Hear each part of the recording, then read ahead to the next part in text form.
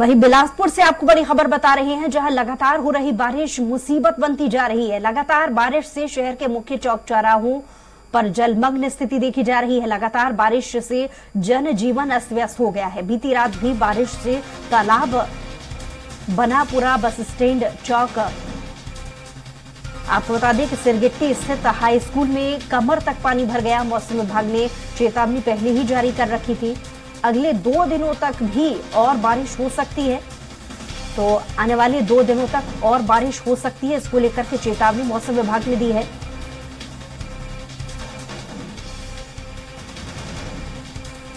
और ज्यादा जानकारी के साथ स्वाति लगातार हमारे साथ जुड़ी हुई है। स्वाति, बारिश के चलते हालात छत्तीसगढ़ में किस तरीके के बने हुए हैं, साथ ही साथ मौसम विभाग ने आने वाले दिनों के लिए किस तरीके का अलर्ट जारी किया है? देखिए, बिल्कुल मौसम विभाग ने इस वक्त प्रदेश के कई क्षेत्रों के लिए येलो और ऑरेंज अलर्ट जारी किया हुआ है। हालात अभी कुछ बहुत ज्यादा प्रदेश के लिए बारिश के लिहाज से फेवरेबल नहीं है, क्योंकि बहुत से नदी नाले उफान पर हैं। लगातार इंद्रावती का जलस्तर जो है वो बढ़ता हुआ दिख रहा है। तो वहीं रायपुर के पास से जो बहने वाली नदियां हैं उस पर भी जलस्तर जो है, खारून नदी की बात कर ले, शिवनाथ नदी की बात कर ले, तो तमाम ये जो नदियां हैं जो प्रदेश में बहती हैं, इनके जलस्तर में लगातार बढ़ाव जो है बढ़ता हुआ ये जो है दिख रहा है। प्रदेश के अभी राजधानी समेत रायगढ़, जांजगीर, बलौदाबाजार, गरियाबंद, धमतरी, महासमुंद जिले जो हैं ये येलो अलर्ट और ऑरेंज अलर्ट की चपेट में रहेंगे। तो वही नया नाम अभी फिर से एक बार जुड़ता हुआ दिख रहा है, वो है बिलाईगढ़ का। सारंगढ़, बिलाईगढ़, रायगढ़, इन क्षेत्रों के लिए भी लगातार अलर्ट जो है वो जारी किया गया है। रायपुर में पिछले 24 घंटों से लगातार बारिश के बाद आज भी 24 घंटे और बारिश के लिए बारिश मध्यम, हल्की से मध्यम वर्षा की स्थिति जो है वो बनी रहेगी। तो कल रात से हुई भारी बारिश के चलते रायपुर शहर की अगर हम बात करें तो बहुत से ऐसे क्षेत्र हैं जहां पर जलभराव की स्थिति जो है वो बन चुकी है। खैर, रायपुर राजधानी है, यहाँ पर निकासी की व्यवस्था पर हमेशा सवाल उठते रहे हैं, लेकिन बारिश जैसे ही 3-4 घंटे लगातार बारिश होती है, यहाँ पर जलभराव की स्थिति हो जाती है। लेकिन फिलहाल मौसम विभाग ने अपनी तरफ से प्रदेश में बहुत अच्छी बारिश होने की संभावनाएं जो है वो जताई है, और लगभग 1 दर्जन से ज्यादा जिले जो है वो अभी फिलहाल येलो अलर्ट और ऑरेंज अलर्ट में आ रहे हैं। जी, और इसके अलावा ड्रेनेज सिस्टम को लेकर के काफी सारी समस्याएं अलग अलग इलाकों में देखी जा रही हैं। इसको लेकर के प्रशासन की एक्टिवनेस किस तरीके से दिख रही है? जी बिल्कुल, देखिए अभी तक छत्तीसगढ़ के कई शहरों की अगर बात करें और रायपुर की बात करें तो रायपुर में कई बार ऐसा देखा गया है कि 2 से 3 घंटे की बारिश के बाद यहाँ से गुजरने वाले नेशनल हाईवे की ही बात कर ले तो वहां पर भी जलमग्न होने की स्थिति होती है। हालांकि वो स्थिति जो है वो स्वतः सुधर भी जाती है, बारिश रुकती है और 2 से 3 घंटे में वापस सूखे जैसे हालात हो जाते हैं। लेकिन वो जो मूसलाधार बारिश का समय होता है वो कहीं ना कहीं रायपुर को प्रभावित करता है। रायपुर से और कनेक्टिविटी जो आने वाली गाड़ियां हैं, शहर में एंटर करने वाली गाड़ियां हैं, शहर से निकलने वाली गाड़ियां हैं, उनको प्रभावित करते हैं।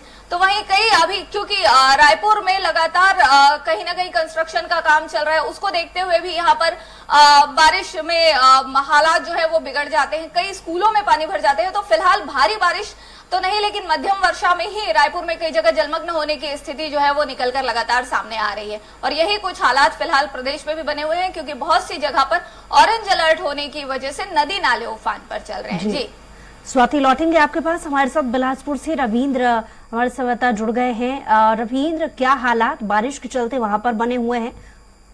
जी, पिछले कुछ दिनों से मानसून एक बार फिर से एक्टिव हुआ है, जिसके बाद लगातार पूरे जिले में बारिश हो रही है। और बीती रात तेज बारिश होने की वजह से शहर के जो कई इलाके हैं वो पूरी तरह जलमग्न हो गए। और जो निचली सतह वाले जो इलाके हैं वहां पर कमर तक पानी भर गया। बता दें कि सिरगिट्टी क्षेत्र में जो स्कूल, हाई स्कूल, वो पूरी तरह डूब चुका है। उसी तरह शहर का मुख्य चौक चौराहे, पुराना बस स्टैंड चौक या CMD चौक, ऐसे कई चौक हैं जो पूरी तरह भर चुके हैं। और इसके अलावा जो रहवासी है, जो निचले क्षेत्रों में रहते हैं, उनके घरों पर भी पानी भर गया। तो पूरी तरह बारिश होने की वजह से जो जनजीवन है वो अस्त व्यस्त नजर आ रहा है।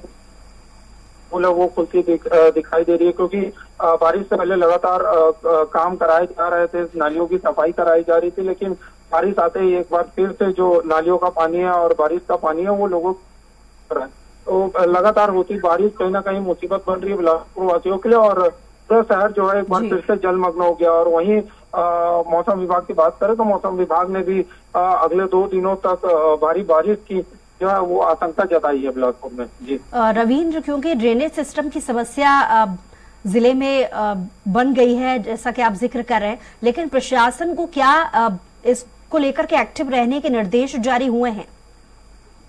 जी बारिश आने से पहले ही शासन द्वारा जो है वो निर्देश जारी किया गया था। नालियों की सफाई कराई जा रही थी, नगर निगम लगातार काम कर रहा था, निर्माण कार्य कराए जा रहे थे। जो नाली छोटी थी इन नालियों को बड़ा कराया जा रहा था, तमाम तरह के वादे तैयारियां की गई थी। लेकिन जैसे ही बारिश आई और तेज बारिश आई तो नगर निगम के पूरे वादे खोखले नजर आए और वहीं जो शहर में है पूरी तरह जलमग्न होते इलाके नजर आ रहे हैं। और इसके अलावा जो बचाव और राहत कार्य वो नगर निगम द्वारा लगातार चलाए जा रहे हैं। जहां पर नालियां जाम है उन्हें साफ किया जा रहा है और जो जिनके घरों में बहुत अधिक पानी भर चुका है वहां पर टीम जा रही है और हालात में है जो वो प्रशासन जो है नजर बनाए रखे हुए है। चलिए रविंद्र, बहुत शुक्रिया तमाम जानकारी के लिए। स्वाति लगातार हमारे साथ जुड़ी हुई हैं। स्वाति, पूरे प्रदेश में कहां कहां किस तरीके से येलो ऑरेंज अलर्ट जारी किया गया है, कहां कैसे हालात बने हुए हैं और आने वाले समय के लिए प्रशासन की एक्टिवनेस किस तरीके से देखी जा रही है? देखिए, बिल्कुल इसके पहले भी हमने बताया अपने दर्शकों को कि किस तरीके से रायपुर सहित अभी बिलासपुर का भी जिक्र हम कर रहे थे और रिसेंटली जहां पर येलो अलर्ट जो है वो जारी किया गया है वो है बिलाईगढ़ रायगढ़ क्षेत्र। तो लगातार अभी प्रदेश में लगभग 1 दर्जन से ज्यादा जिले हैं जो ऑरेंज अलर्ट के जो है वो चपेट में दिख रहे हैं। एक बार हम अपने दर्शकों को वापस इन नामों की तरफ अगर हम बात करें तो रायपुर, बिलासपुर, रायगढ़, सारंगढ़, बिलाईगढ़, जगदलपुर संभाग में जो है वो ऑरेंज अलर्ट है। यहाँ पर मध्यम वर्षा के साथ साथ वज्रपात होने की भी संभावनाएं जो है वो मौसम विभाग ने जाहिर की है। तो वहीं पर मध्यम वर्षा के साथ साथ ये भी बताया जा रहा है कि अभी अगले 48 घंटे रायपुर के लिए तो फिलहाल 24 घंटे की बात की जा रही है, लेकिन बाकी जिन क्षेत्रों की हम बात कर रहे हैं वहां पर अगले 48 घंटे जो है वो मध्यम से भारी बारिश होने की संभावना है। जी, बड़ा सवाल यहाँ पर यह भी है कि अचानक से मौसम विभाग ने अलर्ट जारी नहीं किया है। बहुत पहले से ही इसको लेकर के चेतावनी जारी कर दी गई थी और कहां कहां कितनी बारिश होनी है, कैसे हालात हो सकते हैं, इसको लेकर के एक पूरी मौसम विभाग की तरफ से गाइडलाइन थी। लेकिन सवाल यह है कि पहले से ही ड्रेनेज सिस्टम को क्यों दुरुस्त नहीं कर लिया गया है। जैसा कि हमारे संवाददाता पहले ही इस बात का जिक्र कर रहे थे कि बिलासपुर में भी ऐसे बहुत सारे इलाके हैं और पूरे प्रदेश में ऐसे बहुत सारे जिले हैं जहां पर ड्रेनेज सिस्टम की समस्या बनी हुई है। जी बिल्कुल, ड्रेनेज सिस्टम की समस्या जो है वो छत्तीसगढ़ के शहरी क्षेत्रों में बहुत सी जगहों पर देखा जा सकता है। ये सिर्फ रायपुर या बिलासपुर की बात अगर हम ना करें तो और भी ऐसे शहर हैं जहां पर ये समस्याएं जो है वो निकल कर आती हैं। निकल कर आने का सीधा साफ कारण यही है कि कहीं ना कहीं नगर निगम जो है वो अपनी अग्रिम तैयारियों में पीछे दिखता है। तैयारियां चूंकि और बारिश जो है पहले हम मानकर चलते थे कि बारिश लगभग 78 दिन का जो समय होता है 78 डेज 68 डेज कुछ रहेगा, लेकिन अब बारिश जो है वो कभी शुरू होती है और फिर बीच में मानसून ब्रेक होता है और फिर बारिश होती है।